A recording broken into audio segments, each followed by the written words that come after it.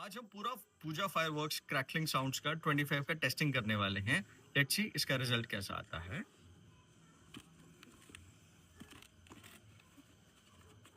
अंदर से देखने में ऐसा है। कोई भी फायरवर्क क्रैकलिंग शुरू करने से पहले आपको अपनी सावधानी का ध्यान अच्छे से रखना है ताकि किसी भी तरह की कोई भी मिसहैप ना हो। यदि आप बच्चों के साथ कर रहे हैं तो कृपया उन्हें दूर रखें।